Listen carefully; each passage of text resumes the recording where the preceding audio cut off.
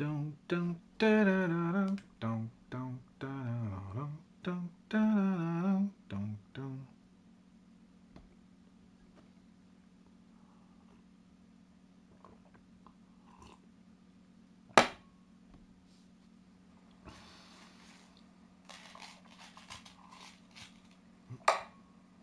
Stop slurping. There's the music. Stop slurping. There's the music. Stop slurping.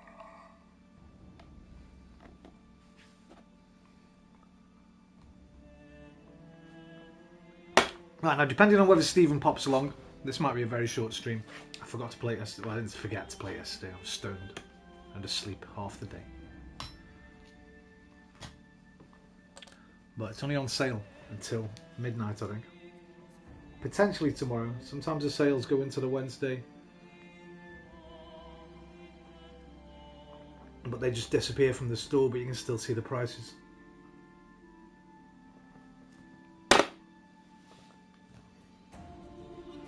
I'm hot. Let me put my fan on. Let me turn my heating off, actually. Heating. Get worked. Where are you? I don't know what you're doing up there, mate. Come in here if you want. I have to turn the camera off as well because it's not going to be a good place to put it.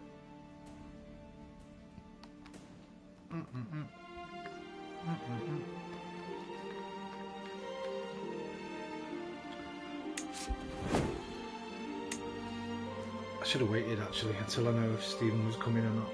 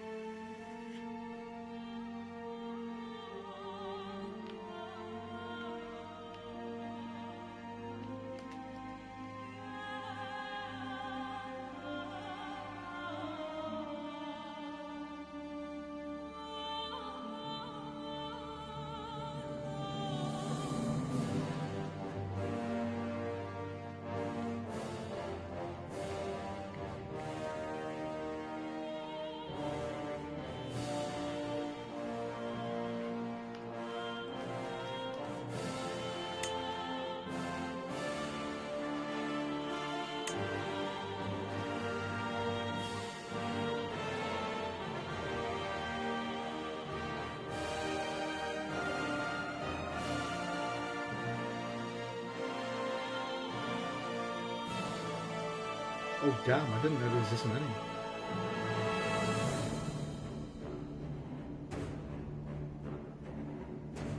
Ultimogeniture.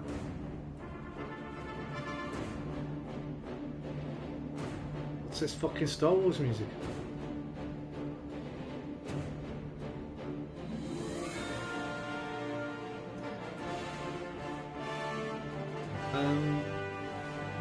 Hello. Do you want to flatten it out? Flattening out a bit. Yeah? Me.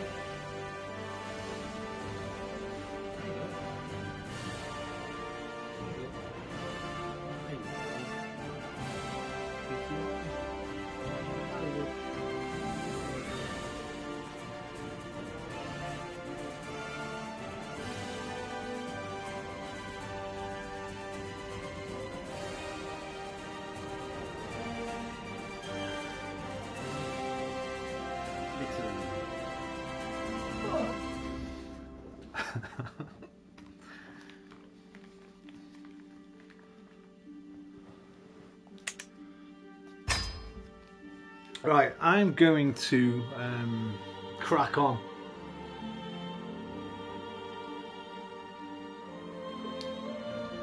Hopefully Stephen will jump in at some point. I'm just going to play the tutorial. I'm going to talk shit about it, but I don't know much about it. Right, so hang on a minute. Bad idea putting the music on. So loud at least. There we go. Right, so when you start, you get a choice of 867 or 1066.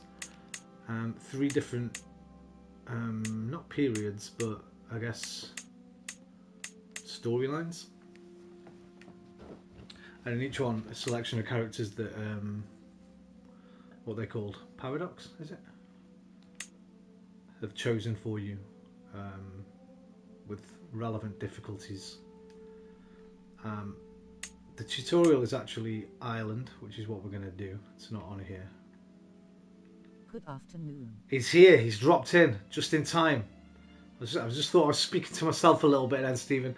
I apologise for not coming on yesterday. I was stoned as a parrot. I was basically just asleep and awake and asleep and awake all day. But I got here in the end. So we can have a couple of hours looking into it. I was just saying, let's go back to the main screen.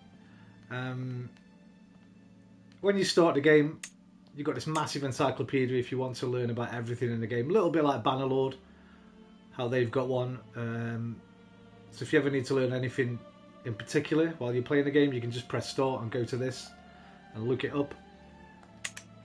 That's a character I created yesterday, Uhtred. Uhtred, son of Uhtred. He's OP as fuck. I just gave him a ton of skills and stuff. But every skill I thought he'd have, not right. But I've not started playing with that yet. But you can build your own character in this game if you want to. Right. When you click New Game, Stephen, you're going to be given the choice of 867 or 1066. Now these aren't different periods. You'll always start at the same date, but they're kind of different little storylines, I guess. So this one's all to do with the Vikings and their invasion of England.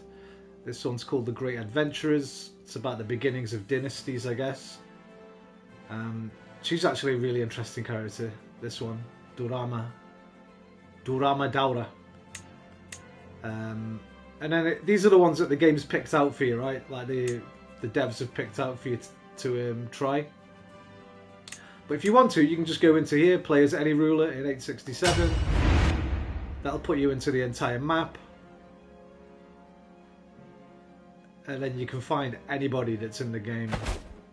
So you go to pick character, and then you can go wherever you want. You can run down here, and then you can find a place. Raja Kokala of the Seri Raj. One thing I have noticed is when you are doing this, it doesn't tell you everything about the characters. I don't know if there's a way to see it, but I've not been able to find it yet. So there's lots of scope for all kinds of different playthroughs. Each sort of culture and religion have their own sort of different rules to the game. You can also, where's create your own ruler? You have to pick a ruler first. So when you want to create somebody, you have to pick somebody first to go over them as. So when I picked Uhtred, when I built Uhtred, I just put him up here in Bevan, next to Bevanburg Castle, which I think is What is the general goal of the game?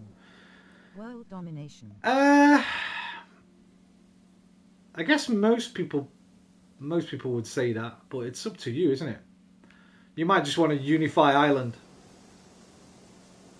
bring Ireland together, or do what Alfred tried to do and bring England together.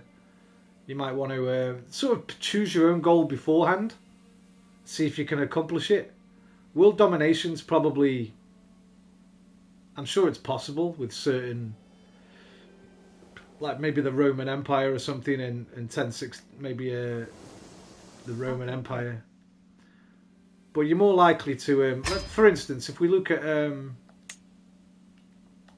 the things they offer us at the beginning, So, Petty King Murchard. Wait, does that change?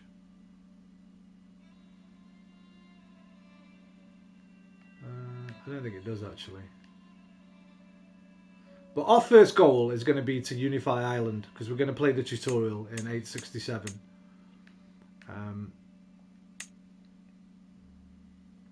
There we go. Crusader Kings is a medieval sandbox. It allows you to define your own approach to leadership. This tutorial is designed to give you the basic tools to play the game. So we're in the Wrath of the Northmen. 2 years ago, King Aela of Northumbria threw the great Viking hero Ragnar Lothbrok into a pit of snakes to die. Upon hearing the news, Ragnar's sons set sail for England to avenge their father. The brothers have since established a firm foothold in York and the Isles.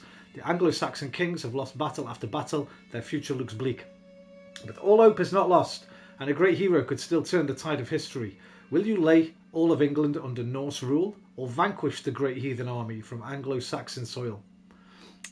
We're going to be doing neither of those. If you're new to Crusader Kings, we strongly recommend you play through as much as to the... Okay, we'll do it. We're going to be over in Ireland. I think we're Don Chad or something. Our name is, or something like that.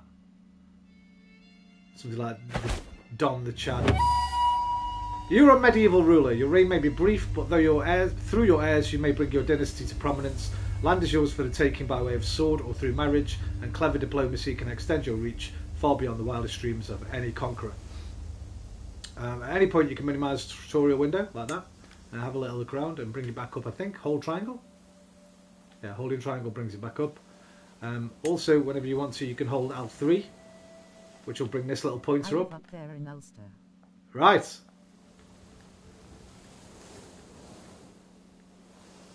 Right up here. Well, we're going to be taking who is your ruler? Your ruler is Earl Kualad. I kind of wish I could pronounce all these. Kualad Mag Aid. Kualad Mag Aid of Ulster, 42-year-old, a rapacious adventurer. He's who's running Ulster right now, with his sorrowful-looking wife. Also 42, a spineless ravener. Yeah, we need these guys out, man. So we will start as you can see, our character view, you press triangle. So the first thing I'll do, actually, I'll just make sure the game... Yes. Mind you, Irish names, dude. I see some Irish names sometimes, I'm like, I have no idea how to say that name. What's the one I've always... There's like, there's a girl's name I always struggle with.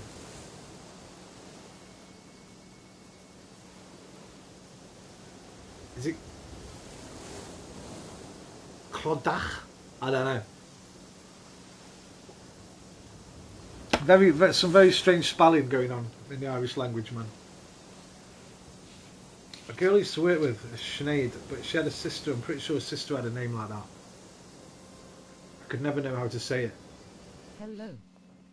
Creeper, how you doing? Hey, listen, before we get started, check this out, man. I had a little Christmas box today from my friend Figment. Sent me a little Christmas box through the post. And I'm going to show you in reverse awesome order. Some postcards. Shadow of the Colossus. Oh, you can't really see them because the camera's so small. Anyway, Shadow of the Colossus postcard. A lovely AC postcard. I think it's Unity, I'm not sure. Fucking Big John Rambo. And Jet Li in Once Upon a Time in China 3. But check this out, check this out. A little face hugger. Yeah? But check this out, check this out. 2 necklaces. Oh, I'm going to use them as key rings. Fucking diamond dogs, mate. Yeah. And the pièce de résistance. The pièce de résistance.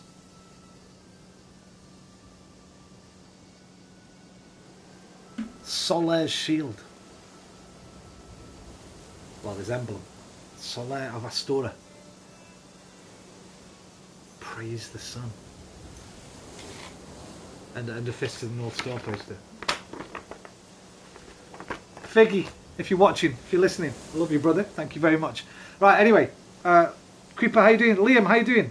Oife, Yeah, see, there's a name. There's an Irish name. How would I say that? Cool.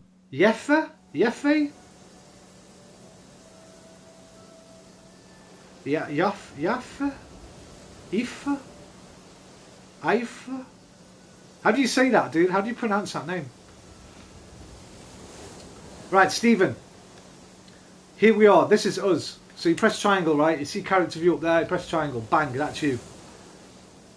We can see here who our parents were. Our dad was... How are you? I'm good, thank you, Creeper. Our dad was Don Chad. It's like Ifa. Ifa. Effa. Don Chad, mate. That was our father. His father was King Brian Mac Senetig of Ireland. Actually, it's a better way to look at this. If we want to look at our dynasty, we can hold L2. Go to dynasty. Then choose our dynasty again. And there should be, yep, bang, family tree. So here we are with our brothers, Lorcan and Concobar.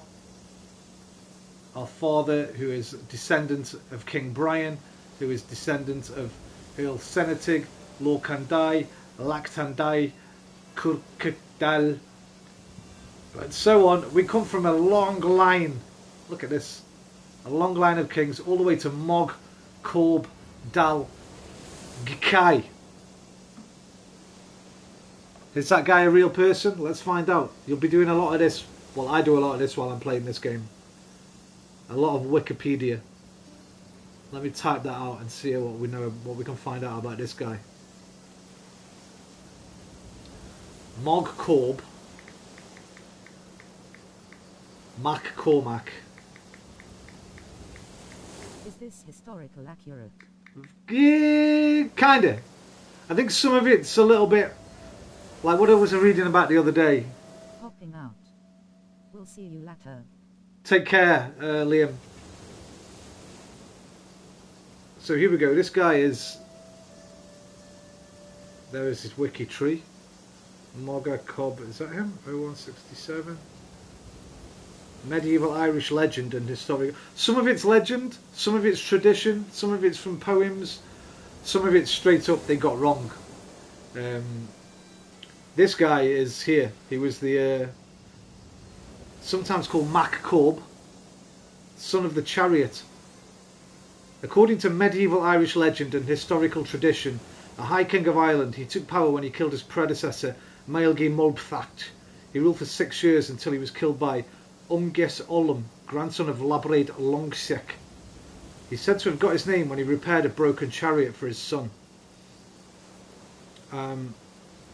So some of it's like real, some of it's legend, some of it's a little bit out of place.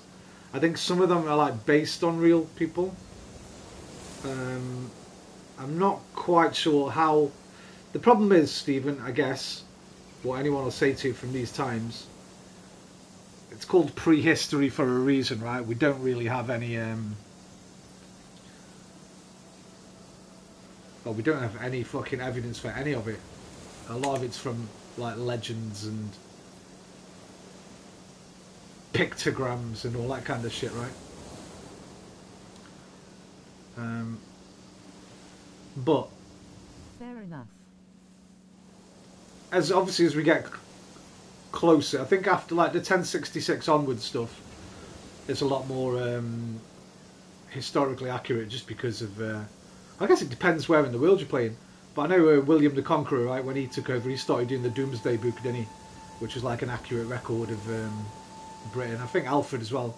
There's a lot made of King Alfred and the Last Kingdom, of his record keeping and stuff. So maybe from the 910s onwards.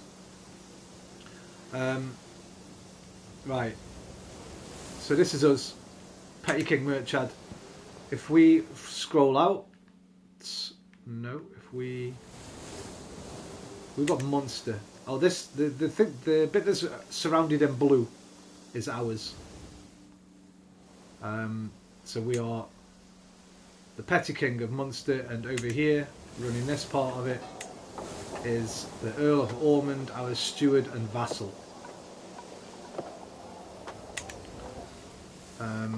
Just to our south Earl Murdoch Mac Corthac of Desmond. Right, over on his...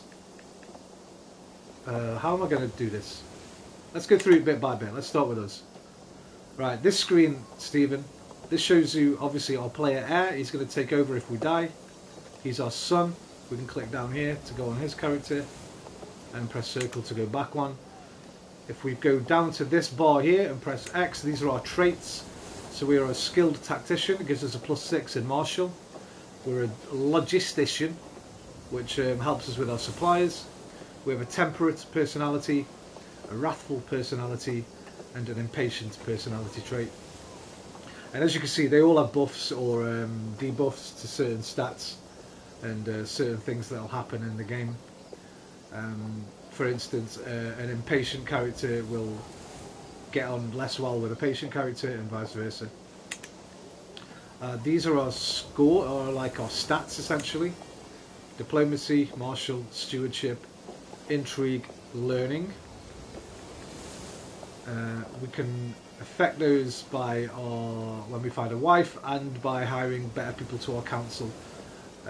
Should add them a little bit depending on who you hire. Next to that is the our resources: dread, gold, prestige, piety, and renown. Again, they all affect lots of different kind of things in the game. I'm not going to go too deep into this stuff. We'll see a little bits of it as we play through. These are our troops: 1248, 942 levies, and 6 knights. 100 light footmen, 100 bowmen, 100 armoured footmen. So the 300 are the 942 levies. That's just your peasants, basically, guys you've dragged out of the fields, man, to fight for you. This is our holdings, which I'm not great on.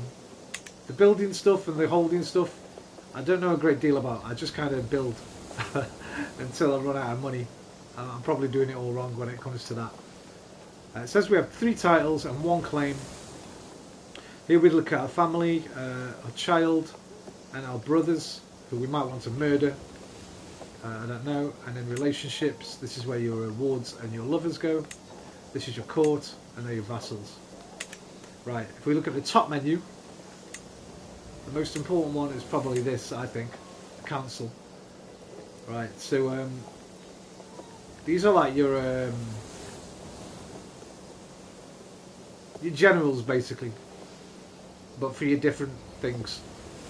So here's our religious guy.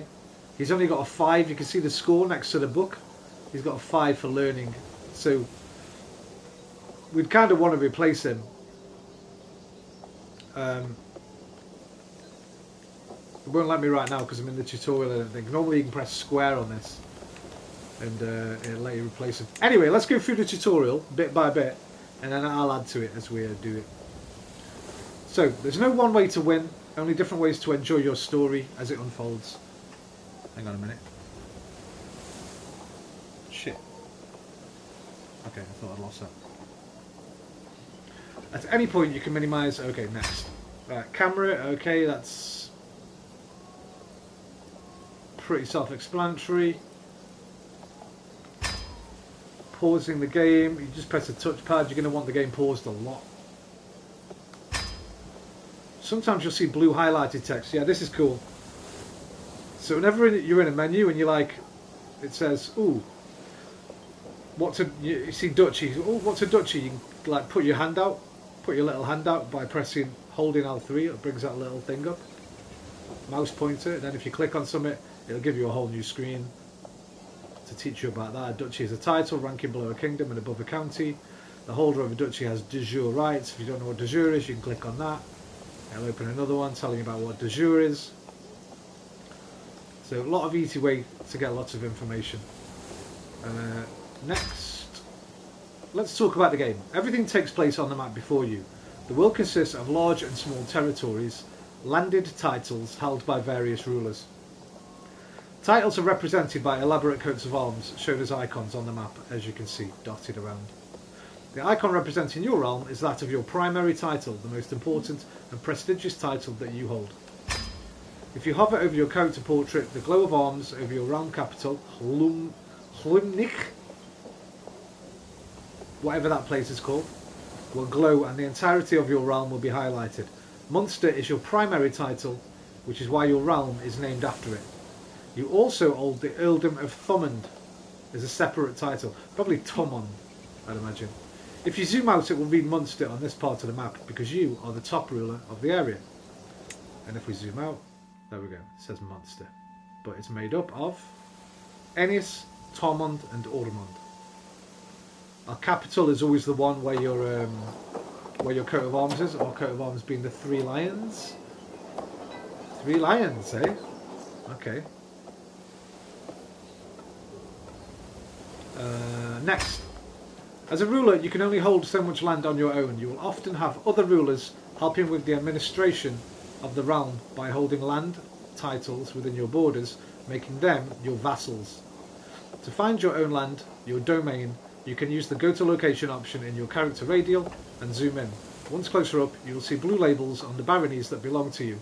In this case, it will only be Luimnech, however you say that. The Earl of Ormond is held by your vassal, right? So it wants me to hold down L2. May come back if I have time. Don't worry, Creeper. This isn't going to be much fun for anyone except me and Stephen, to be fair. He just wanted me to show him the game because it's on sale at the moment. So it's going to be a lot of going over the tutorials and just listening to Stephen and answering any questions he's got. See if he fancies playing the game. I'll be back later with a proper RimWorld stream probably. So we can hold down L2 here as it wants me to. I've got to minimise this thingy first. That brings up this menu. As you can see, it wants me to go to location. Okay, just I have a good time. take care, Creeper. So that's just an easy way to find yourself. If you're over somewhere on the map looking around and you're like, oh shit, where's my character again? You play as one of many characters in this world, represented by character avatars. You will need to make sure that your dynasty survives and thrives throughout the ages. Your titles give you power and control over territory, as well as over characters. Open the character menu. You play one of many characters in this world, represented by character. Okay. I've already read that. Okay. Characters have skills, which we just went through. Right. Diplomacy improves others' opinion of you. Martial is your fighting, raising and commanding armies. Stewardship, managing your personal lands. Intrigue, scheming and finding secrets. My favourite part of the game, the intrigue stuff. And learning is studying theology and technology. Characters also have traits, which can affect skills. Some traits tell you about a character's personality, like fickle, calm or generous. Other traits are specific to how a character has lived their life, such as an education or commander trait. You are temperate, wrathful and impatient. From this you can see that your character typically leads a modest life and expects others to do the same and is quick to anger when they don't. When a character chooses to behave contrary their personality traits, it can cause them stress. So if you do things that aren't temperate, that aren't wrathful, that aren't patient, you've got a stress meter that builds up, and every so often if you let it completely build up, you'll have like a sort of little mental break thing that will give you a sort of negative trait for either a period of time or sometimes permanently. Traits can also impact how other characters react to you. Some people are impressed by the brave trait, while a lustful character is more likely to feature in salacious gossip. Traits influence other characters' morality and greed, which can affect both their friendly and hostile actions. All characters, yes, all. They're just kind of showing off there. All characters, yes, all of them, have an opinion of one another which drives their behaviour. Low opinion can cause people to rise up against you or be unwilling to help you. High opinion can, on the other hand, make characters more inclined to join your schemes. How you choose to interact with other characters will often affect their opinion of you. And I'll just butt in here. You can see your player's opinion of you.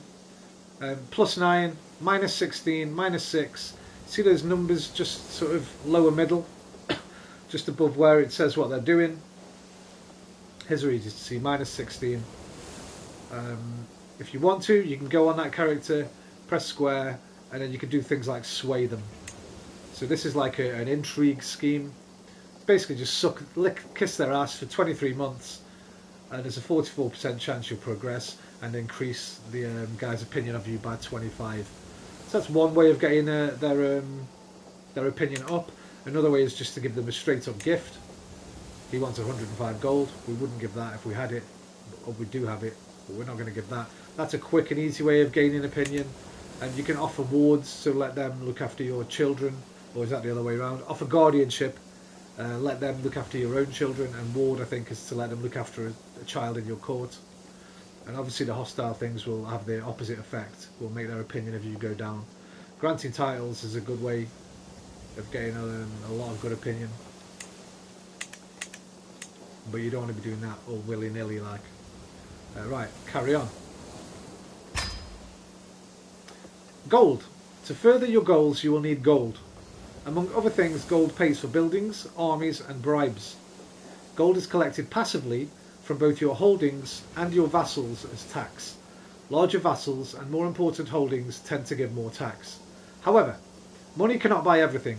Certain things can only be achieved by spending the right amount of prestige, or, for religious matters, piety. They're at the top there next to money. I've got 600 prestige and I have 250 piety, and this is renown, I think. Yeah, 117 renown. Those underneath is how much they're going up per month, just with things as it is at the moment. So in 10 months I'll have another 19. But there are ways to get it a lot quicker. You'll have certain events, little choose your own adventure things that come along quite often in the game. They'll build up your renown and your piety, or lose your renown or your piety. Money can't be buy.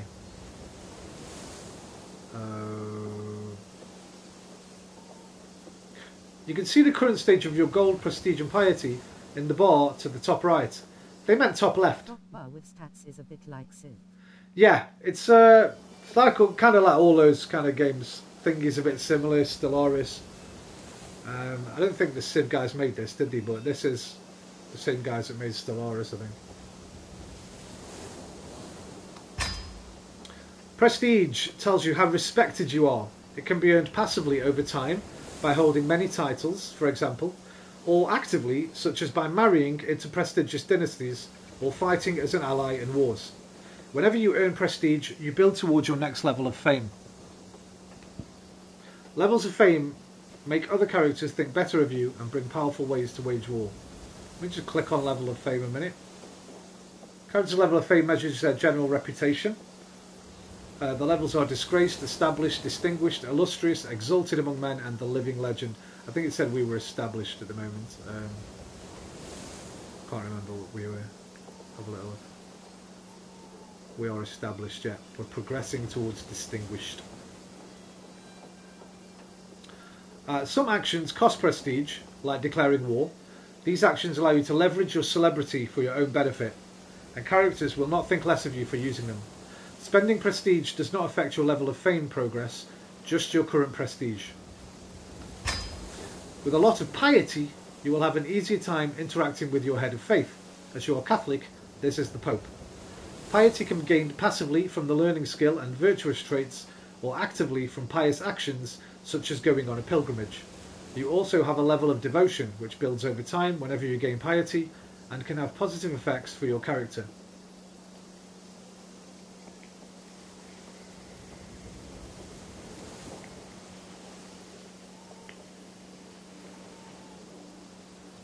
Similar to prestige, some actions require you to spend piety, like declaring holy wars or creating a new faith. Spending piety like this is normal, and other characters will not think worse of you for it. As well as traits, your character can also pick a lifestyle. There are 5, one for each skill. Lifestyles represent what you put the most effort into day to day, and each one has several focuses inside it. Right, this is worth looking at, and it wants us to look at it anyway, so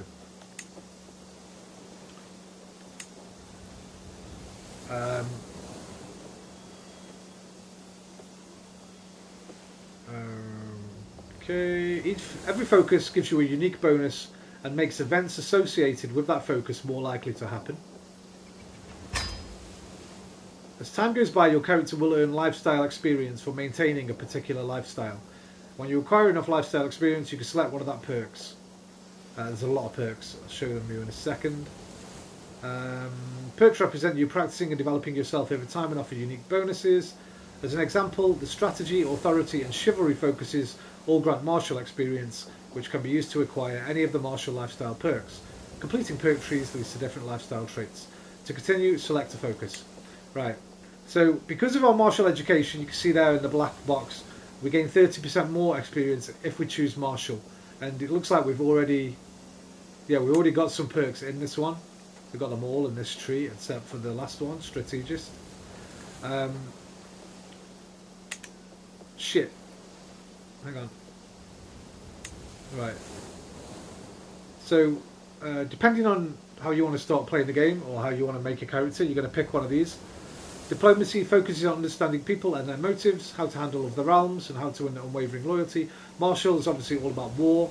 Stewardship is all about gaining cash. Intrigue is all about the backstabbing, the secretive, spy master type stuff. And learning is, well, pretty self-explanatory. Then if we go into one of these, let's go into intrigue. You pick a lifestyle focus first, which as you can see gives you some rewards. This one, the top one, skullduggery. Agent acceptance plus 10. When you do a scheme, you can bring people into your scheme as agents for you. So say I want to kill my brother and his wife, maybe me and his wife are having an affair, and she likes me and she really hates him. I might be able to bring her into the scheme, and let's say she's on an 80% chance of accepting. If I was going through skullduggery focus, that plus 10 would make her a 90 chance of accepting.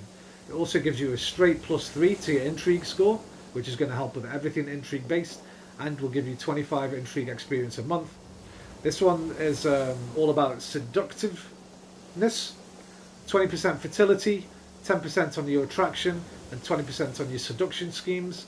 And this one's all about dread and torture and intimidation. And there's a scheme here for each one of those as well. Although once you've chosen one of these, you're not locked into one of these. So if I chose seducer, I can still pick the perks from schemer or torturer, or I can go back and forth, or I can fill up one tree. If you want to see what some of these are, you can just click L3. The first one gives you a plus 30% to fertility, plus 30% to your seduction scheme. Where are the interesting ones? Removes your attraction penalties, which is always good. Unshackle lust. The bottom one I think is the best. No. One of these... is that it? Home advantage? There's one somewhere that takes away the penalties for incest anyway, which is handy. Might be handier than you'd like to think. But for now, we're going to go with the one it wants me to pick. Well, I have to actually, because it's flashing on here. So we're going to go with chivalry. It gives me a plus 3 to prowess, plus 10 to my attractiveness, a plus 5 advantage on the battlefield, and 32 martial experience a month. You can only change that every 5 years. Once you pick one of those, it's locked in for 5 years. Did I read that? Yes, I did. Okay. Now, having selected a focus, we can move on to other people. Interacting with other characters is key in Crusader Kings 3, and you have many options for how to do so. You can press square on a character portrait, including your own, to get a list of potential interactions, such as arranging a marriage or initiating a scheme. This is also where you start wars, but let's save that for later. Right now it wants us to highlight our player heir and look at the available interactions. So, character, player heir, press square, nope, there we go. What does it want us to do with him? It wants us to send him a gift, which I didn't want to do, because didn't he want $100 or something? $50. He will gain 15 opinion of us. He's already on 77, so this would be a bit of a stupid thing to do if it wasn't the tutorial. He's very unlikely to be scheming against us or go against us in any way. But the game wants us to give him $50, so we're going to give him $50. And his opinion will go up to, what was it, 73? It'll go up to 88. 92, must have been 77.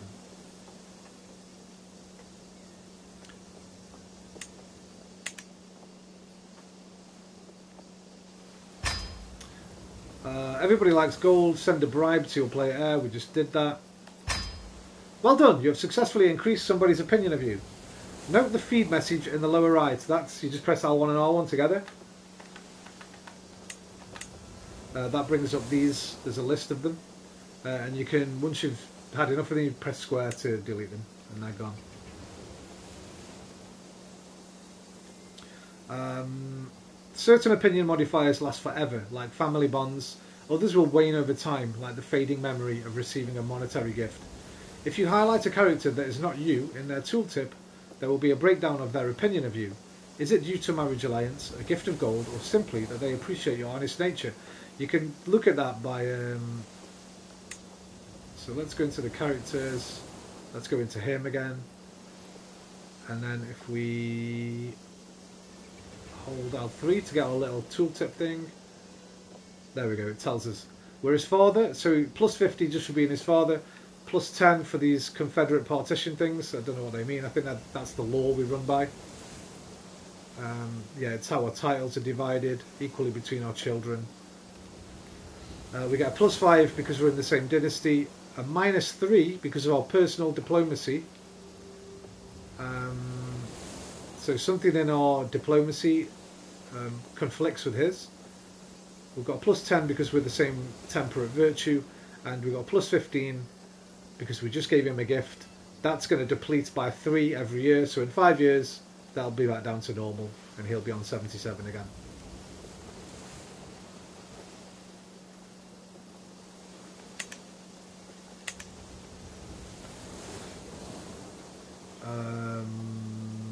Okay. Now, let's talk about your dynasty. As the game goes on, unless your character meets with an untimely accident or a terrible disease, they will grow old and will eventually die. The story does not end there. It's only game over if you do not have an heir of your own dynasty. As long as your titles have heirs, your legacy will live on. Excuse me. When your current character dies, you simply start playing as the player heir. Depending on the type of succession your realm has, this is likely to be one of your children, perhaps one that you have groomed to rule. Your dynasty has its own coat of arms, which you can find to the left of your current selected character. You do not need to do anything with this now, but if you want to look at the details of your dynasty later, it can be found in the character radial. Succession laws determine how all titles and resources are divided between heirs when a character dies. You currently only have one heir, but let's take a look anyway. In some cases, when you take over your new character, you may even find that they are responsible for the untimely demise of your previous ruler. Open the realm menu on the command bar by pressing R2 and inspect the succession tab. Right, R2, succession is R1, L1 for that. And there we go. As a member of a dynasty, you also have... Hang on, let's have a look at this. So, yeah, when you die, you'll play as your player heir, Brian MacMurchad Brian. These are our different realms. Not sure what that says behind my head. Confederate partition, something. You can change your heir if you got an option to. You can change the law. We're male preference right now, agnatic, cognatic. To change it though, you need, as you can see there, it's going to cost 500 renown, which we have, not renown, prestige. But this is still greyed out. Why? If we look at the tooltip, we can't see. All powerful vassals must approve in order to change any succession law. He does approve. So if we wanted it to be...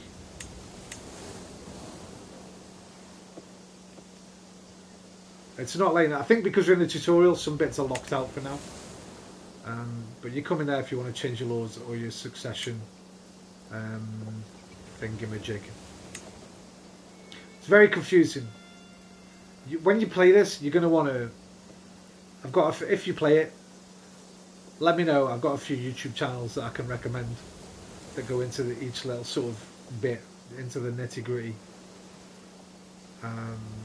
Right, increasing your renown will echo down the generations for your descendants, raising your level of splendour, which is A measure of how famous a dynasty is. Level progress is made whenever your dynasty gains renown. And it goes all the way from base origins to legendary. Does seem a bit overwhelming. It is at first. When you're playing through this tutorial, you're going to be reading over these like 1-2 times, pressing L3, going into these, see if you can learn a little bit more about them. If you want to get into the full nitty gritty. But you don't have to get into it all. A lot of it can be automated and you can just have some fun with it. To ensure that, like, for instance, taking over Ireland, it's relatively easy. I think I've done it a couple of times now. You don't have to get into too much of the nitty gritty. You can just kind of have a little giggle with it. To ensure the future of your dynasty, you need family members. Getting married is a good start, but we cannot promise that you're married for love. This, for me, is the part of the game that takes up the most amount of time. Getting married, marrying off your children, marrying off your vassals, marrying people for a benefit of your realm. So let's have a look at it. Open the character menu. For unmarried characters in your domain, you can set up marriages by pressing square on the character and choosing find spouse or arranged marriage. The two options behave differently, so let's go through them both. Basically, find spouses look anywhere on the map, and arranged marriage is marrying people that are already in your court. I think that was what it was anyway, if I remember correctly.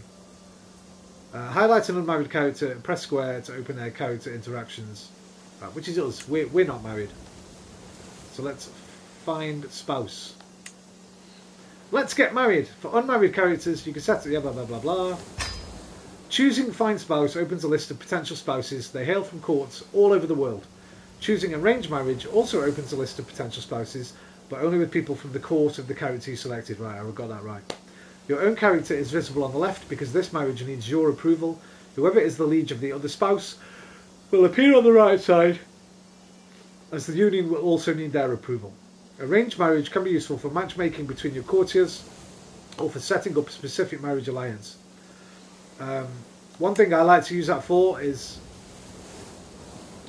if I'm trying to hire knights and I don't have the money for it, I'll often just like marry them off to people in my court. Or if I need a female that's really good at something, I want her on my council, I'll marry her off to some dumbass in my court so I don't have to pay her any money, and then I can just hire her. Once you choose this, right, all these people here, you can see how long that's going to take to scroll down by moving how slow the little bar's moving over there. So we're going to want to compress the size of that choice. So we're going to filter options. Something very important I find, or that I've read and that I've found, is if you go into traits and pick inheritable, these are the trait on the end of there, the little candle, the little rose, that one's got 4. Debbie Lane. Let's have a look at Debbie Lane. Right, these traits over on free vert girls chat in New City red heart. Hyphen free vert girls chat in New City woman. Yeah, cheers. Hyphen free vert girls chat in New City. Congenital traits will be passed on to your children. So she's got a barren womb. Fertility is minus 50%. So any daughters we have, in fact any sons as well, I think get that same trait. Now I don't think they all necessarily get passed on, but one or more has the potential to get passed on to your children if the trait is congenital. She's also a lunatic. She is beautiful, and I think that's like witty. Quick is like to do with intelligence. So intelligent, beautiful, but a bit of a lunatic, and not great in the old baby making departments. She's also frail, physical trait, also congenital. The rest of the traits just apply to that character while they're alive. So you're going to be wanting to look for 1 or 2 good traits that you can pass on, like these two at the top here. Jimena Fernandez de Leon.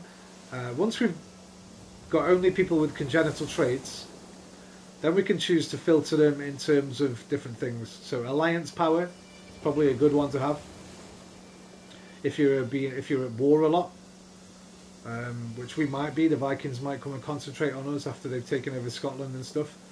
So you can change that to alliance power.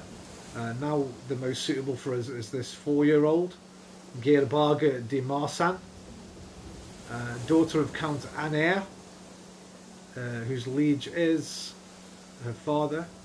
He's got 746 troops in France. So if we married her, obviously you don't marry straight away, you get like a betrothal until she comes of age, but you still get the benefits of having the alliance with her father. So if we got into a bit of a sticky situation, we could call on him and he'd send whatever troops he had available to help us. The flip side of that, he might start calling on you if he's in a bit of bother. So it's always probably handy to have a little look at the character, who you're going to be allied with. Have a look at them on the map, which is here. See who they're surrounded by, how likely they are to get into big fights. I mean, he's right down the bottom, Kingdom of France. He might get attacks from down here, I guess. But France a pretty bad boy. And old, what's his name? King Philippe. Wait, that wasn't right, was it? Hang on a minute, where's Albert?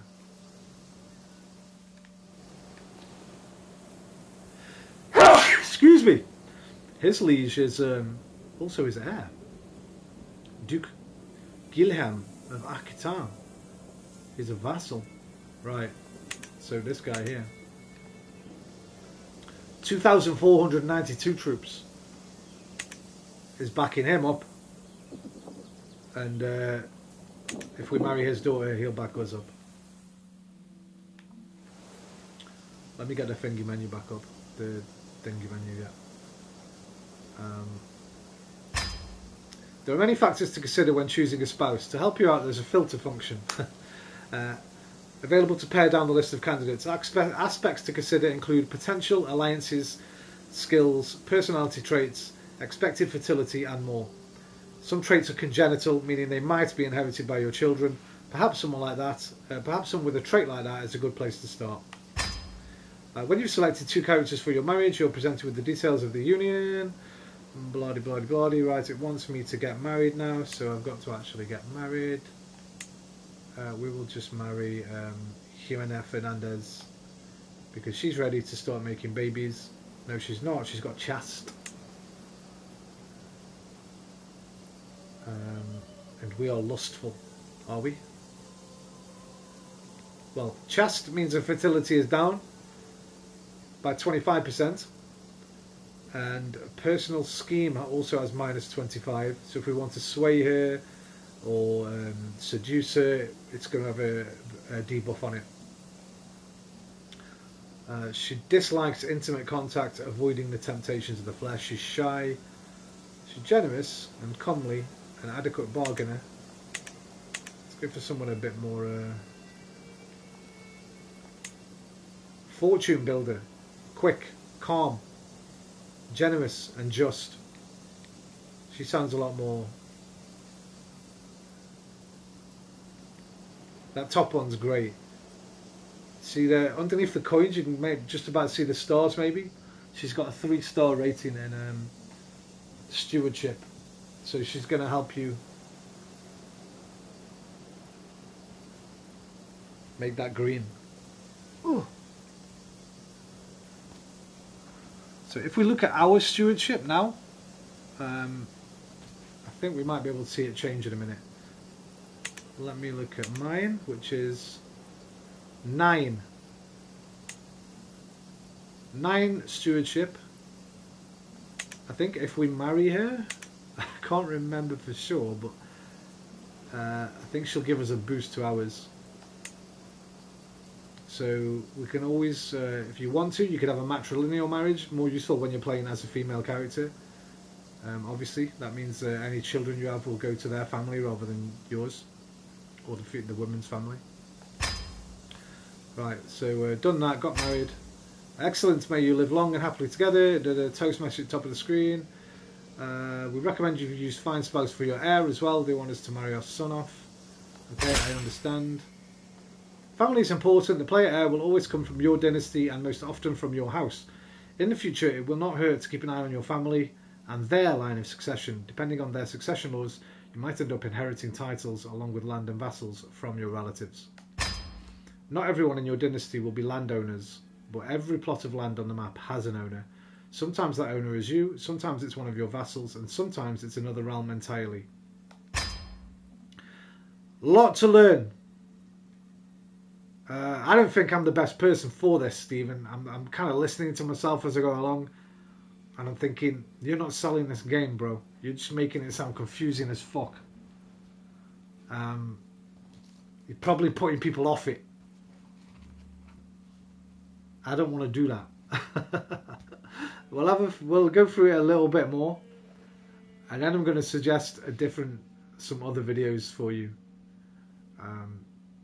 Because I don't feel like I'm doing a very good job of selling this game right now. Most titles belong in a pyramid-like. Most titles belong in a pyramid-like hierarchy according to their title tier: county, duchy, kingdom, empire. County ruled by a count, duchy ruled by a duke, kingdom ruled by a king, empire ruled by an emperor. Every title is legally, technically, but sometimes not in practice, subordinate to a title one tier up the chain. Every county is thus part of a duchy, every duchy is part of a kingdom, every kingdom is subordinate to an empire.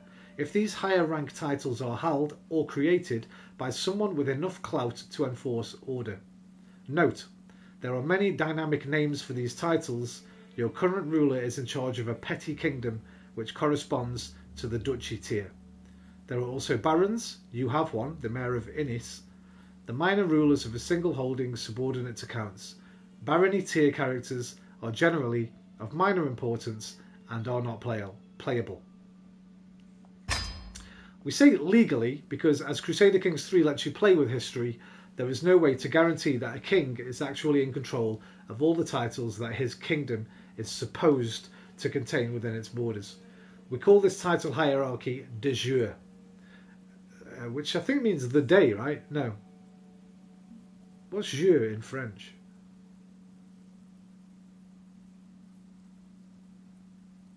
I can't remember. And if the structure has been broken, it is often possible to declare war over errant territories. Oh, excuse me. Reading makes me yawn. I'm not tired. If you switch to the Duchy Titles map mode, you can see that as the ruler of the Duchy of Munster, the county of Desmond should legally be part of your realm. Right, go to the different map modes, hold down R2 on the map mode, explore a bit of the map in Duchy mode. Okay, so they want us to look at Duchy mode. It's helpfully lit it up for me. But you can see other things as well. You can look by government if you want. Feudal, tribal, clan, tribal. Obviously if you play 1066, a lot more of it will be feudal. You can look at... Oh, wrong one. We can look by development. Which I'm not sure what the colours mean. But they'll mean something to somebody that knows. Terrain. Tells you what kind of terrain you're dealing with. That's important when it comes to fighting wars, battles. Because your different troops will have different advantages in different terrains. So if you're planning a sort of invasion or a war somewhere, that's just a quick, easy way to look at what the terrain is. Counties. Houses. So we've got the House of Godwin, the House of Dunkeld, the House of Brienne, which is ours. The interface seems to be pretty smooth. It is. The UI is great. The UI is great. They did a really great job. They did a great job with this. They did a great job with Stellaris. It's really quite simple. Once you get used to the muscle memory of it, L2 and R2 for your top menu, hold L3 to get your mouse pointer up if you ever need it. Then just press it again to get rid of it. All your time is on here. You can see the bottom right. You'll see that little red thing go up and down behind my face. Left swipe to slow it down, right swipe to speed it up, and then press it to unpause. Once you're in the menu, yeah, they did a great job with the UI. Hold R2 for one radial, hold L2 for the other radial, and then just pick which one you want on there. So houses, cultures, faiths, Catholic, the African faiths, this is East Asia, and everywhere in between. Wrong one, oops. Empires, we're part of Britannia. There's the Holy Roman Empire, Francia, Carpathia, Hispania, Maghreb. Okay, what else can we look at? So these are all your different filters, man. Kingdoms. It wants us to go to duchies to have a look at the duchies. So as you can see, it said something about... Oh, there we go. So you can see that the blue outline is our realm, but the name Munster creeps into this lower bit, which it said something about this should be part of our realm, right? And it's not at the moment, but we can make it, and we probably will make it. After exploring a bit of the map in Duchy map mode, return to the realms map mode through the map radial.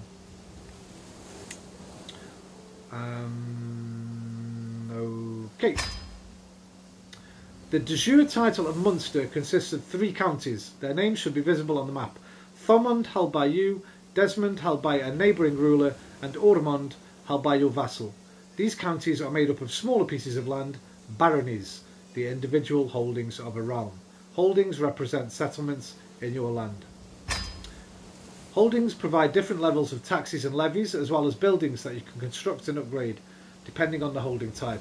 We suggest you start by upgrading the bastions and curtain walls.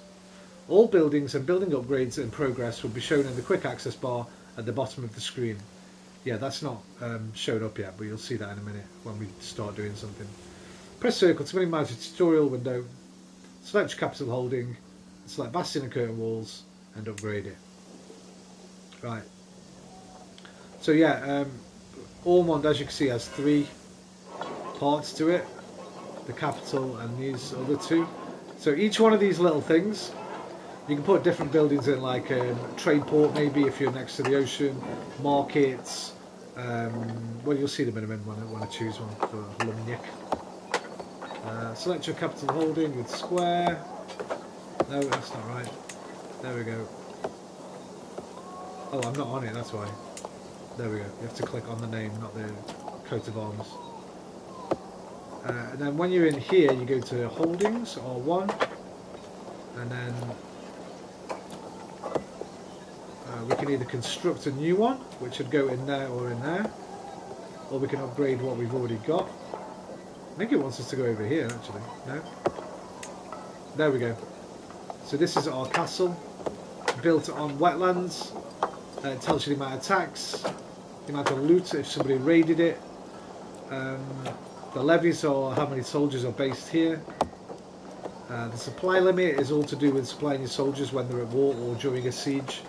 I'm not very clever on that part. I don't do much war in this. The war's like the thing I've done the least. I basically spent all my games trying to murder my way through the shadows to gain new land, killing other people that are in front of me in this line of succession through intrigue. Basically, I like to play it like that. So I think that's a trade port, is it? Yeah, we've got a trade port. We have our walls and towers. That's the one it wants us to upgrade. We have military camps. And you can see on the right hand side what each one of these things gives to your setup, and they can all be upgraded. It tells you how much money it'll cost and how long it'll take. 21 months, 150 gold. It wants us to upgrade this, I think. Yeah, the walls and towers to a bailey. Bastions and curtain walls. Wait, that's there. Select bastions and curtain walls and upgrade the structure. Bang.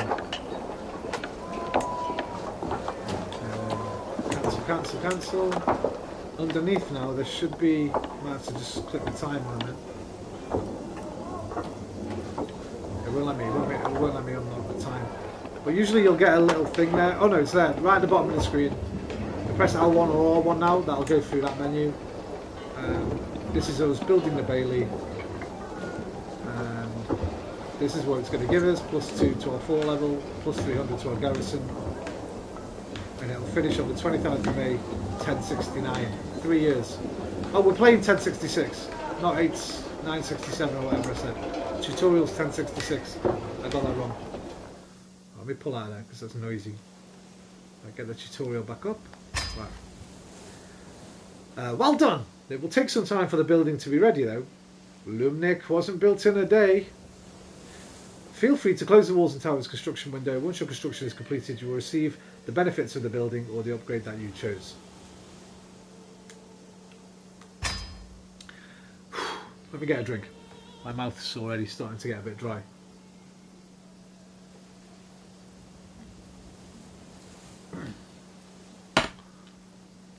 Every holding provides taxes to their holder.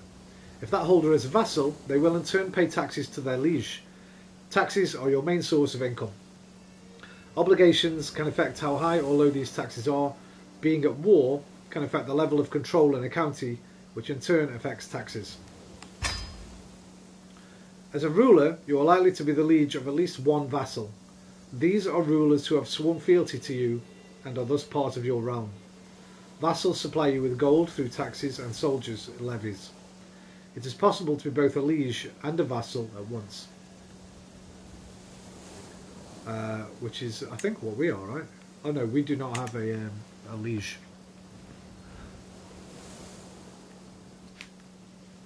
Ireland is basically, there's obviously a few kings all fighting to take charge. If we were maybe somewhere down, I think when you start England in 967, it's Cornwall.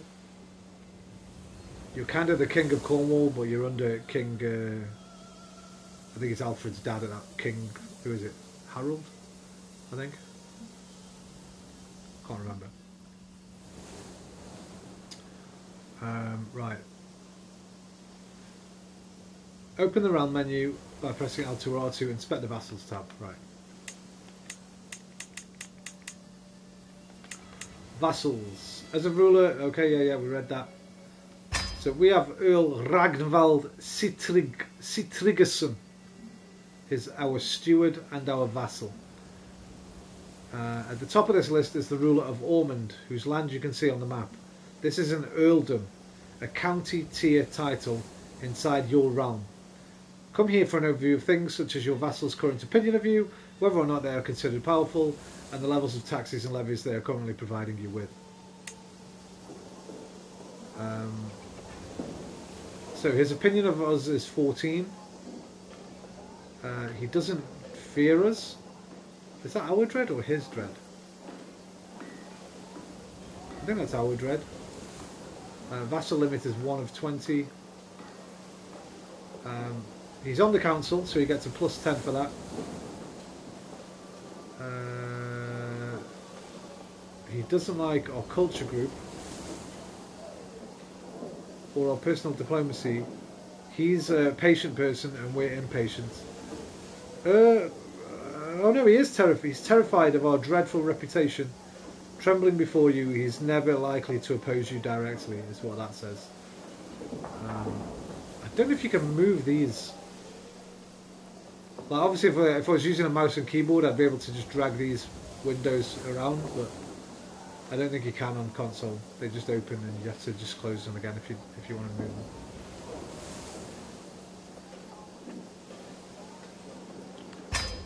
It's worthwhile keeping your vassals happy. This keeps them out of schemes and factions against you. No matter how mighty a ruler your character is, if your realm unites against you, either to depose you through war or just to murder you while you sleep, your reign is bound to be cut short.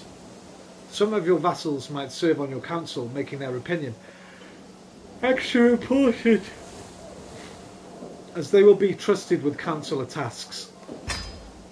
There is a limit to how many vassals you can comfortably be in charge of before your realm becomes unwieldy. This doesn't matter for the tutorial.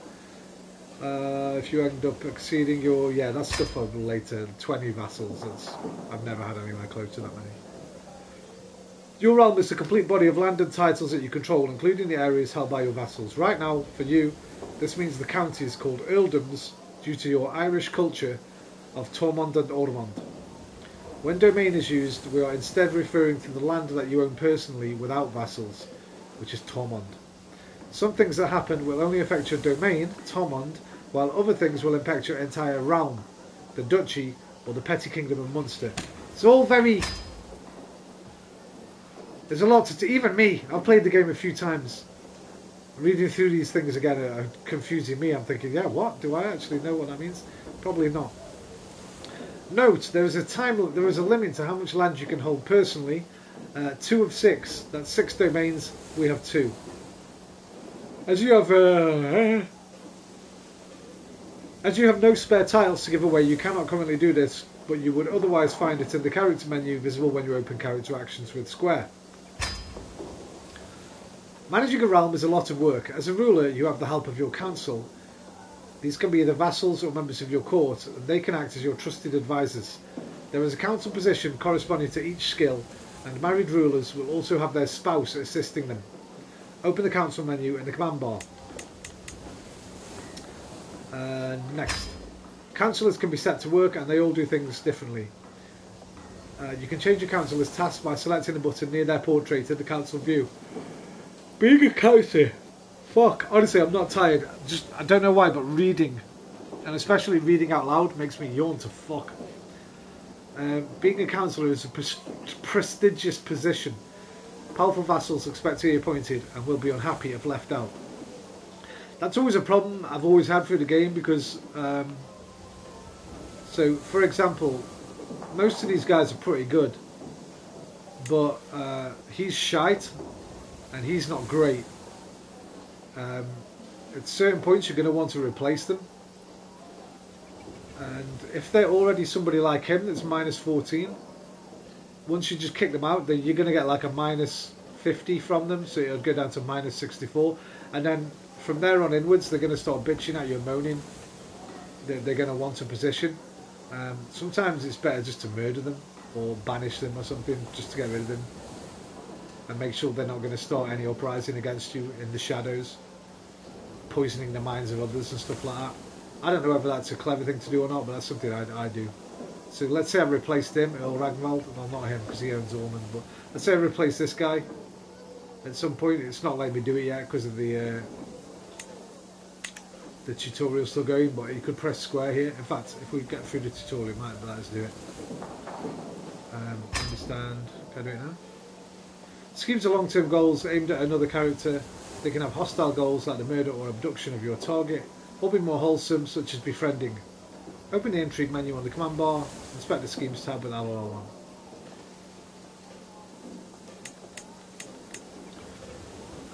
Okay. Okay, a good time to use the scheme might be when you find the line of succession to not be as clear-cut and favourable as you would like. One way to get ahead is simply remove the competition, quietly and with no witnesses. Murder schemes come with a risk of discovery. If your attempt goes awry, it will make your character unpopular, especially with your intended target. Ugh! Fuck! The sway scheme is made for increasing the opinion someone has of your character. Let's try it! Open the council menu on the command bar by pressing L2 or R2, select the court chaplain, your bishop, and open the character menu and select sway. Right, so close that, go to council, find him, he's up there, click on him, then you press square, then you got sway here. 64% chance of success. If it's successful, male breed's opinion of you will increase by 25. It's currently at 11, so it'll take up to 36. It will take 17 months, and every month there is a predicted chance of 61% to progress based on your scheme power versus scheme resistance. Scheme resistance will be on his stats. I don't know if we can see them here or not.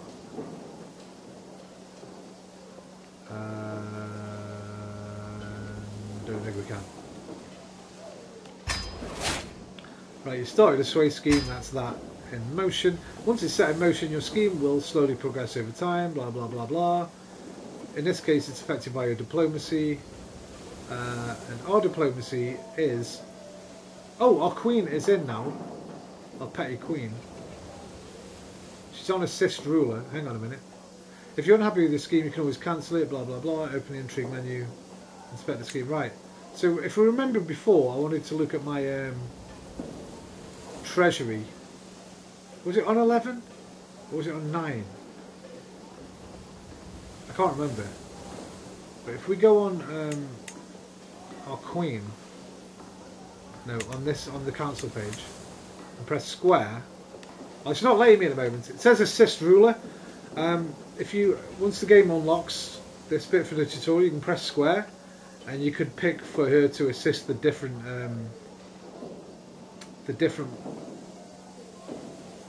councillors. So at the moment, I think she's given us +1 on everything. Let's say we wanted her on learning, we could get a +5 to add to his score. So his score would go from 5 to 10. I think we'll have a look in a minute. I'm sorry, Stephen. I'm terrible at this. Retry. There's a problem with the server. I'm not a great one to come to for this. Open the intrigue menu on the command bar. Okay, we did that. Hooks and secrets. Basically blackmailing people or paying or finding out some information. A hook, as in like I've got a hook into them. I've got something on them. Something you can use to make them do what you want them to do. You gain those by doing favours for people, or by sending your spy into certain courts to look for certain things that they shouldn't know about, or sometimes a little story event will happen and you'll just gain one anyway. At the start, I think you only have them on your children. Any children you've got, you'll have a hook. You'll have a hook on them. As you can see, they're discovered secret schemes. Yeah, as you play, you'll find many different ways to gain and use hooks. Experiment with them. Now let's pretend you've managed to get a hook on one of your vassals. Okay. Hooks you hold. What does it want me to do here? I did that already, right?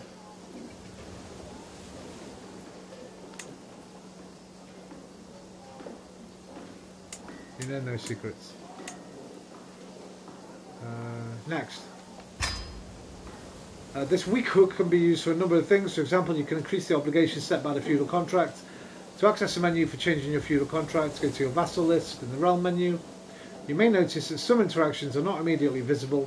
When you have many interactions available, the character interaction menu only displays the most common ones. War. What is it good for? Well, it's an essential part of Crusader Kings 3. There are many concepts to cover, but for now let's touch briefly on some of them. The rest and the details will let you discover when you start playing. The most important events in any war are the battles, which are fought by armies. Most of your soldiers will come from levies, but you can expand your army by employing men-at-arms. If things get really tough, you can also hire mercenaries, provided you have the gold. Press circle to minimize and open the military menu. Right, done that. When a war starts, you can raise your armies by going to your quick access bar. And select the big red flag that will appear at the same time with the war score icon. You can of course raise all armies from this military view as well. When a war is over, you'll have to disband your soldiers before starting another war. Rally points are mustering grounds for the levies and men-at-arms under your command. This is where they will appear when called to war. To start a war, you need a legitimate reason, a casus belli, or belli. I don't know how to say that word. There are various ways to obtain a casus belli. You might have de jure titles that make you the rightful liege of your target. You might inherit claims, or you could pursue holy wars against nearby infidels. Although these are the most common, there are dozens of different types of casus belli for you to discover and to use as you play. The easiest and most straightforward is to fabricate a claim on a county. This is what you'll do for the 90% of your time when you want to take somewhere. You'll just get your court chaplain, as it says there, to basically fabricate a claim on the county that you then say, yeah, that's mine, give it up. If they say no, right, we're coming to kick your ass. Basically. Soon we'll let you unpause the game. That's telling you about the game speeds. Nothing wrong, yeah, just play at lowest speed. Just speed it up when you've got nothing to do when you want, or if you're waiting for something to happen. Can I check a game on pause? This will let days, months and years go by. Find a speed that's comfortable to you. Now is the first task. Let's remind your neighbour, the Earl of Desmond, who his rightful liege truly is. If it happens to expand your realm, then so be it. Using the character interaction system that we went over earlier, and selecting him... You're yawning. Take a break, mate. Yes. As I said, it seems a bit overwhelming. What I'm going to do... Probably a good time sink to get stuck into. It is. If you're not sure about it, the one thing I noticed actually, you know, you looked at that Royal Edition, and it was quite cheap. Did you say it was like 45 quid or something? Hang on a minute. Let me. It's really fucking loud. The reason is the season pass is 30 quid. I didn't realise, because I went to look at it. I was thought, oh, if the main game's on sale, maybe the season pass is on sale. It's not. 45. Yeah, that's Yeah. yeah. And that's the one I wish I'd got, but I think it was like 60. I think I paid. I can't remember how much the base game is, but I just bought the base game, and I think because I pre-ordered it, I got a £5 off or something. But I want this season pass bad because it's got some good stuff for it now, and there's still another pack to come yet. But it's 28 quid just for the season pass. So I think you get that with the edition you were talking about, £45 one. So that is actually a good price if you did decide to get it. But it might be worth waiting, mate. It'll go on sale again, I'm sure. Why does my fucking chat keep dying on me?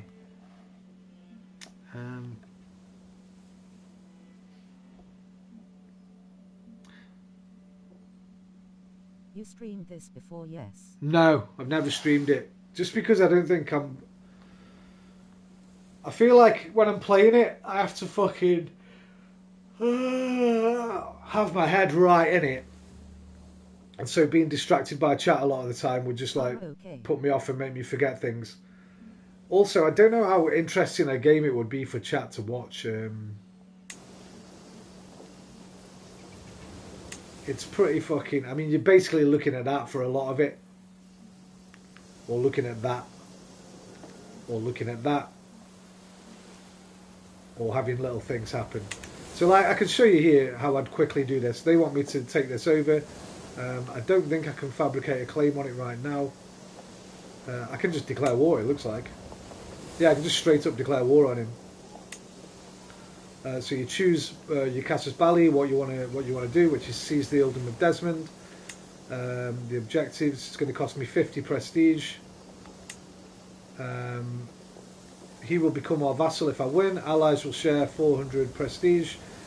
We gain 40 fame, and the allies share 400 based on their thingy. What you mean. But thanks a lot for showing this much thumbs up. Yeah, no problem, man. You've successfully declared a war. Next you should rally your armies. Raise your armies by highlighting the red flag. You can move this rally point. So let's say I wanted to attack this side. I could put the rally point here.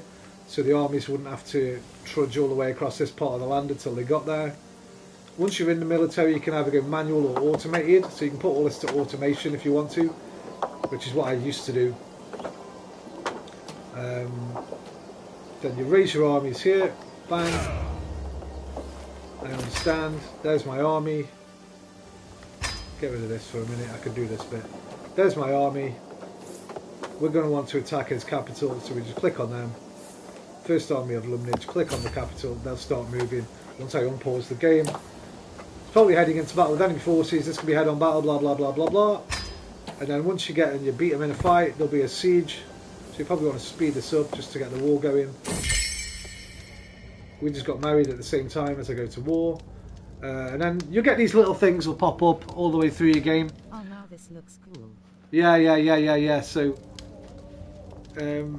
as you're playing, you'll get little story beats like this. So this one's just to do your marriage. With my marriage to Petty Queen Mencia, the realm expects us to throw a suitably extravagant wedding celebration. It is well within my right to collect a royal aid duty as part of this, but some may consider it tasteless to levy an extra tax during a time of jubilation. You've got your two options, and if you want to see the outcomes, you hold the L3 button again. That brings this up. Click your tooltip. So if we choose the first one, we'll gain 75 gold. If we choose the second one, we'll gain 350 renown. Right, now I've got 780 gold. I'm not really short of cash. I'm about to take another guy's land. So we'll get a bit of cash from that as well. So we'll let the subjects enjoy the festivities. That will grow our prestige rather than our cash. And we've just spent 50 prestige declaring war. So we're going to replenish that and much more. This war bit, I'm going to want it on slow right now. So that's my army moving down here towards their capital. What's this? In a few days' time, my beguiling vassal, Mayor Mugron, will travel through Ennis. If you orchestrate an ambush and capture him, I will reward you generously. Petty King Murchad of Munster. If you accept my offer, you'll get half the money now, and the other half when we turn over Mayor Mugron. He's asking me to kill someone for him. I know the perfect place for an ambush, right? That will make... He pays 75 gold to me.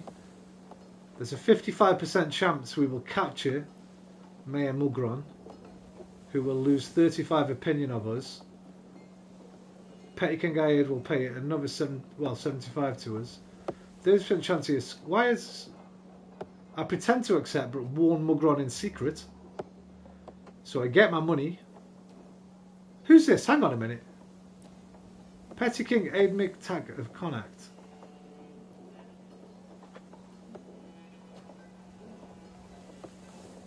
Who is this?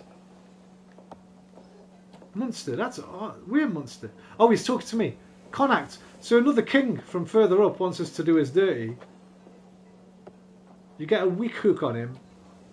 Intrigue challenge against Petty King. Petty King believes I ambush Mayor. Or we can just refuse. I'm going to pretend to accept. Progress through all the ages till present day. No. Technologies updated. No, I think it stops in the year somewhere like 1500, I think. 1400 and something, I think. I think it runs from 967 to 1400 and something. There's about 500 or 600 years or something like that.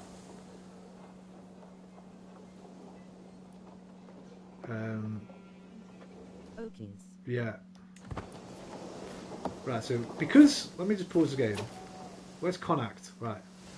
This is the guy you just wanted me to do... Oh, no, no, no, no, no, no, no, no, no, no, no. Cancel that. Oh, it's on my army. Let me get off my army a minute. This guy asked me to kill his mayor, Mayor Mugron. No, pause the game a minute. Hang on. Yeah, hang on.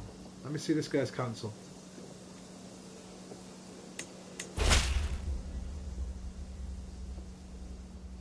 This is him. This is Mayor Mugron. That's my cancel. You are a most honourable man, Lord Murchad. I owe you my freedom, perhaps even my life. Who knows what that two-faced chill Petty King Ayed would have done with me. I will return the favour, I swear it. Until then, stay safe. And you, Lord Mugron. So, let me pause again. Let me come out of that. Right. I want to see your... Who was that guy?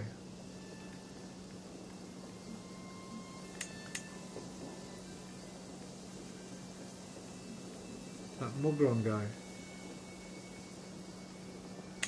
Right, well basically that king asked me to kill someone for him. But because we're going to take over this whole fucking place anyway, we'll just lie to him, tell him we're going to, keep him on side, and not do what he wanted. But you could have killed him if you wanted. So this is our little battle here. It's paused at the moment. If you click on this button here, you'll see the Battle of Tralee going on. There we are as attackers. These are our knights, I think. Wait. No, hang on. Right, this here is the plus 16. This is our advantage. Certain things will be giving us that advantage. If we click on it, it should tell us what things. Right. Because I am a great leader, we get plus 18 because we're commanding our own army at the moment. We're out there fighting with them. And we have a plus 18. I don't know what the battle roll is, I'm not really sure. It's just a dice roll from 0 to 10 and we hit 10. Nice. Oh, there we go, we get a plus 5 because we're leading our own soldiers. We get a plus 5 because with that focus we picked at the beginning was chivalry. And So altogether that leads to a plus 38. 5, 5, 10 is 20, plus 18 is 38. They have a battle roll of 7. Their commander's martial skill is 10. And their defending in wetlands gives them a plus 5. Theirs adds up to 22. 38 minus 22 is 16. That is our advantage. Very similar to Civ. Right. I've not played Civ since Civ 2, so I don't really remember much about it. But yeah. If we had a different kind of troops that were more suited for wetlands, he might lose that advantage as well. But we've got such an advantage over them. And we've got twice their levies that they've literally got no chance. We've got a plus 16 advantage. We both have 5 knights. I don't know if we can look at them here. We can see our 36 heavy infantry. No, that's all heavy infantry. Hang on. Armoured footmen.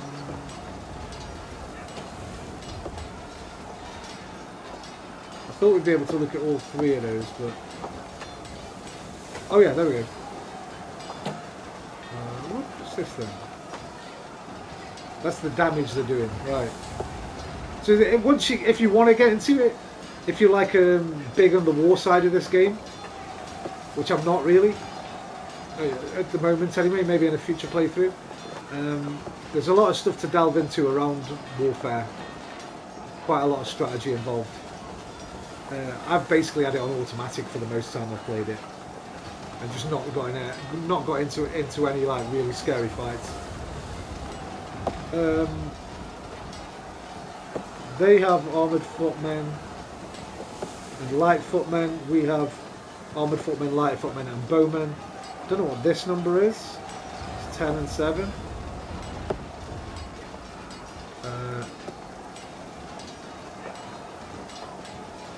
That tells you their total soldiers. How many knights? I think 1 knight is worth 100 soldiers or something like that. Or 100 levies, not 100 soldiers, 100 levies I think. It tells you what quality your armies are. Your casualties. Your commander's martial skill, ours is 18. Theirs is only 10. Don Chad getting his ass kicked. And then you can just, let's close that down. We'll later run on slow. And you'll just see the numbers change. And we'll win this. Our knight, Concobar Brian, wounded Drost. If you do play it on slow, you'll get little nuggets of information like that. So if 1 knight does particularly well, you can role play, maybe give him a reward, maybe marry him to a daughter or grant him a title or something like that. To the abhorrent Petty King Murchad, did you really think you could get away with your little scheme? I have eyes everywhere, Lord Murchad, and from now on they will follow you closely. I swear on my life you will rue the day you decided to cross me. So we lied to that guy. He discovered that we lied to him. But it doesn't matter because we're going to take him out anyway. If it was someone that was important to you in the future of your game, you might want to not risk the lie. Or get a better espionage master before you do. Let's speed this up. Our knight Ronchu was slain. Your army is attacking an enemy holding... Right, we're doing the siege part. So once you've won the war, the battle, their troops will run away and we'll start the siege. You can look at the quick access bar under the wars icon. It goes from -100 to +100. That's this bar here, I think. Yeah, you just see the blue and the red.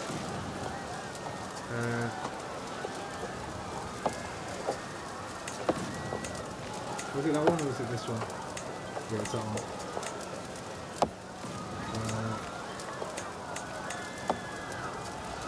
No, the game is paused right now, that's why nothing's happening. Can we look at the siege? Yes, there we go. If you click on there, you can see the siege. It's going to take a maximum of 8 months. We can assault the fort. I think when you get to a certain point. The walls must be breached. Once you've breached the walls, you can assault the fort. This will tell us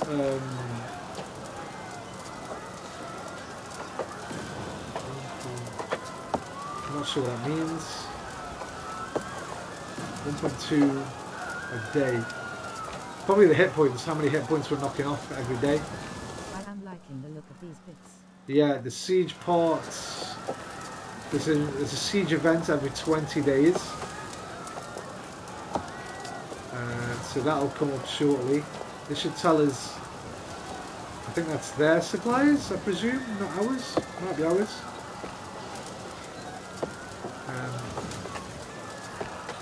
And then the supplies, is that at the bottom? Supplies running low. Starvation. I'm not sure if that means us or them. I'm going to presume it's them.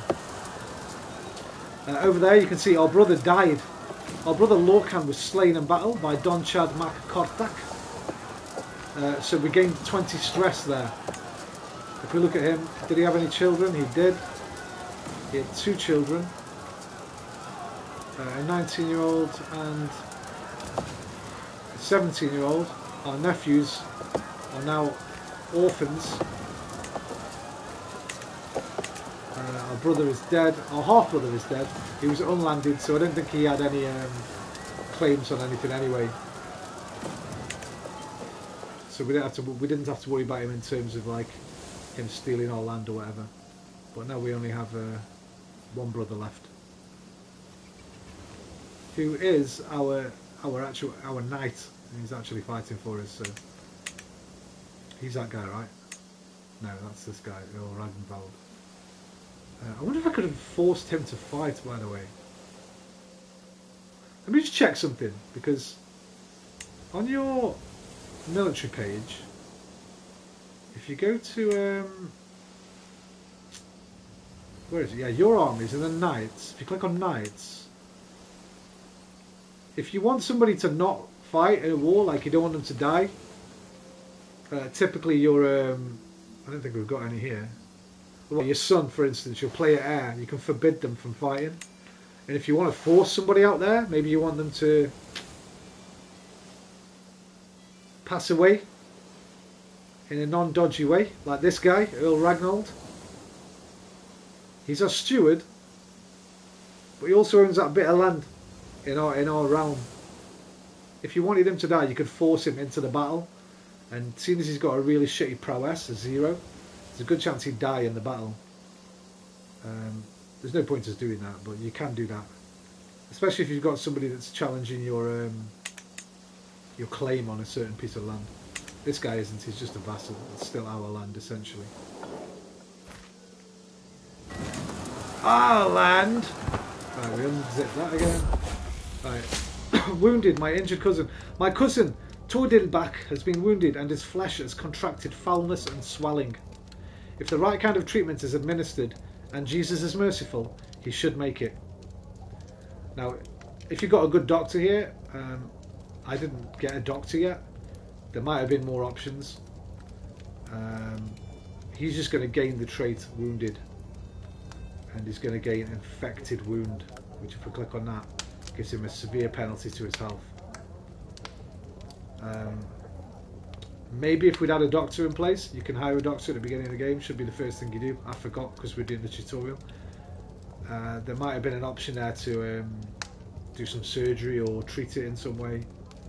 And again, there'll be a certain percentage of a chance for it to pass. It could make it worse. You could end up spreading disease all around your courts. All kinds of stuff. But right now there's nothing that can be done. Unlucky cousin. Right, so these guys, you'll see them, you'll notice they keep, it's because I've got it on so fast, you're not really noticing it. But they keep sort of retreating to get the supplies and then coming back. They're going to keep doing that until their army is completely depleted, because they've got 300 against 1,000. They've got no chance basically, but they will keep trying usually. There you go, they're back in again. They'll soon be beaten back off again, but this will slow the siege down. Speed that up a little bit. There they go again. Off they go,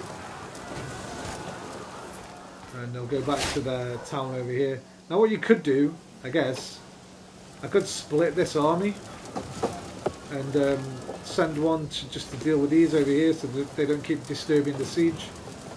and leave the others to the siege, but I don't know enough about it, so I can't be bothered. Right, increased military presence. The Earldom of Ennis gained military presence for 5 years. That is, grants immunity to county corruption. This county has a well-organised presence of soldiers, aiding the local rulers as needed. We'll get a +20 to our garrison size, and +1 a month to control growth. Controlling your realms is quite important in terms of collecting the dosh. Usually after a war there'll be low control in a county. You'll have to send like, well, over here if you look at the court, sorry, council. He's on organised levies right now, but if I press square, it's still not letting me change that. Oh, you can change it on them. So it's letting me change some of them, but not all of them. It must be because it's still in the tutorial. But you can make your marshal go into the counties and put your control back up. It'll take a different amount of time depending on how fucked up the county is and how good your marshal is.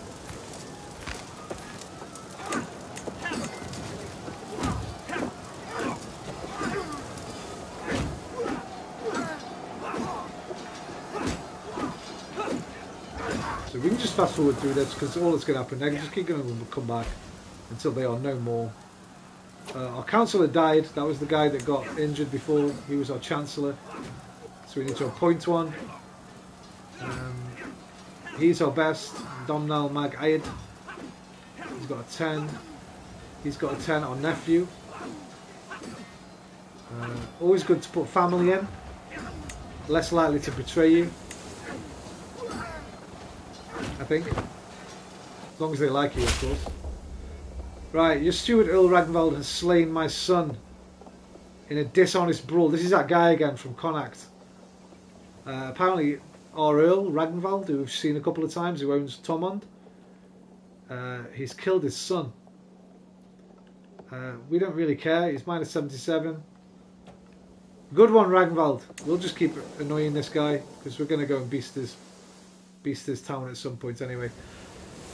These guys are fleeing now across the water, it looks like. I don't know where they're fleeing to. We've had a baby. When you have a baby, you can name it whatever you want. You can name it after yourself, after your father, after your queen, after your queen's father, after an ancestor. A good Catholic name, a good Irish name. Or you can just go in here and just pen it yourself. Call it whatever the fuck you want. Right, they've bailed somewhere. I'm not sure where they went. They're coming back. I think they've gone to attack our land. But we've already beat this guy. In order to put an end to this bloodshed, I will comply with your demands. You will gain the contested county. So be it. They did send this army there to attack our capital, it looked like. Hang on, let me pause. Erg Rangvald converted from Norwegian to Irish. That's our guy here. He was a Norse guy, he's now converted to our ways. I'm not really sure why, but he has. So now you can see the blue line, Stephen, goes all the way down here. So now Desmond is ours as well. We have to disband our army, click on it, press square, and then disband it. That'll go back home. And now we have this place as well, and he becomes our vassal. And we might have taken some prisoners. You look over in court. We did. We took a prisoner who is... Who are you? Grasper. No, he is a grasper. Eid Mac Eid. His father is this guy. Courtier of Petty King Eid. Who is that guy? Oh, him! The guy that's bitching at us. So we've got his courtier's son. Why did you send him to fight, man? He's 8 years old. I guess he was chilling down there at a kid's birthday party or something when we took him. But yeah, that's how the war works on a very basic level, Stephen. Obviously, if you're talking about England right now, they'll have wars going on all over the place. With the Norse, you'd imagine. See how you can become very invested into the game. Yeah, It's very deep. Very, very, I very like deep. the look of it. I guess, like I say, if you want it to be deep, it can be massively deep. If you pick England in 1066, or if you pick main England at any time, really, you're always going to be loads of wars from all different places, right? I like to play people like this. I played these for a playthrough, these Icelandics. They're pretty cool. There's like, I played in 967, where there was a brother and a sister owned half the island each. Right out of the way, no one really bothers with you in terms of war. You can focus more on the social aspects of the game. There's even tiny little places like where are the Canary Islands? Are they down here somewhere? Are these them?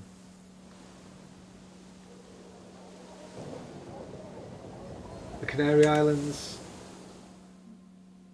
There's the Isle of... No, wrong place. I'm too far down. The Isle of... Where is it? The Isle of Man, is this it? No. Yeah, the Isle of Man. You can pick somewhere nice and small if you want, with just one little... Like in 967, the Cornwall King is the last of the Bretons. Everyone else is sort of Catholicism, and he's like the last sort of pagan guy. You can try and hold on to your pagan ways in the face of changing times. There's let me post you some links before I go, man. Let me just share a couple of links with you. What's going on with my fucking chat, man? My chat's broken, dude. Live chat. Alright, there it is. Let me share a couple of bookmarks that you can go and read. That'll give you a little taster of the kind of different sort of gameplay moments you could have in it. So I've got it saved here somewhere. Crusader Kings, interesting starts. Bookmarks. Crusader Kings, interesting characters. There we go. Paradox wikis. If I share this, and then I'll type you a couple of YouTube channels out.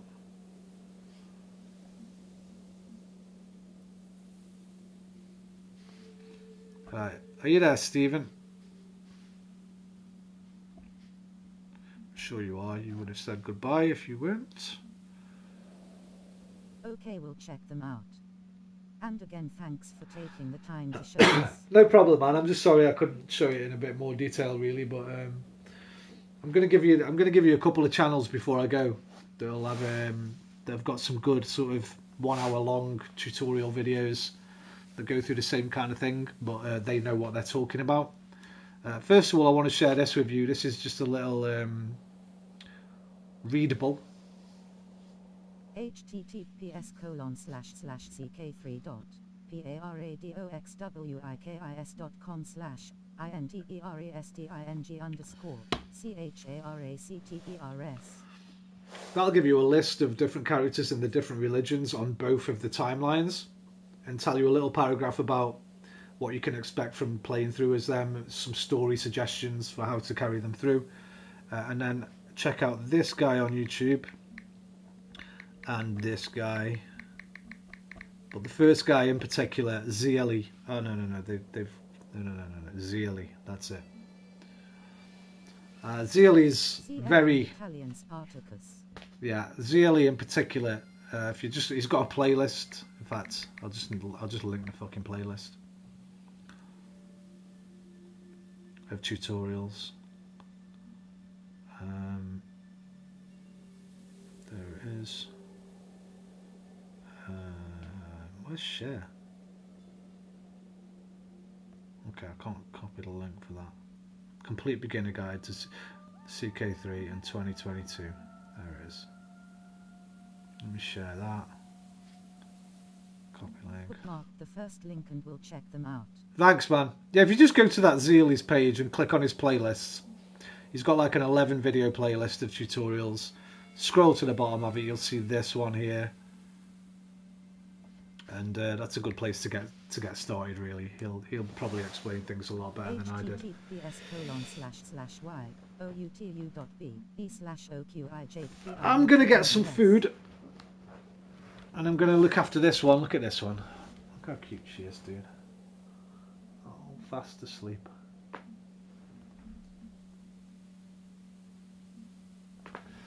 I'm going to go check on my cats. She's alright, obviously. I'm going to check on the other one. Get some food. And then I might be back later with RimWorld. I might have a night off. Just because I'm still getting over that fucking... Oh shit.